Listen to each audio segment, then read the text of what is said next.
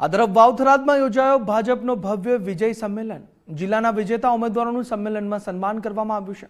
વિધાનસભાના અધ્યક્ષ શંકરભાઈ ચૌધરીની ટકોર પણ અહીં જોવા મળે છે। શંકરભાઈએ કહ્યું કે આપણે આંકડા જેવું નહીં, આંબા જેવું થવાનું છે। કોંગ્રેસનું નામ લીધા વગર શંકરભાઈ ચૌધરીએ પ્રહાર કર્યા। પ્રજા હવે કાવા દાવાની રાજનીતિ નથી સ્વીકારતી, પ્રજા હવે વિકાસની રાજનીતિ સ્વીકારે છે। હારેલા પ્રતિનિધિનું મન દુખાય તેવું ન બોલવું જોઈએ તેવું પણ શંકરભાઈએ કહ્યું છે।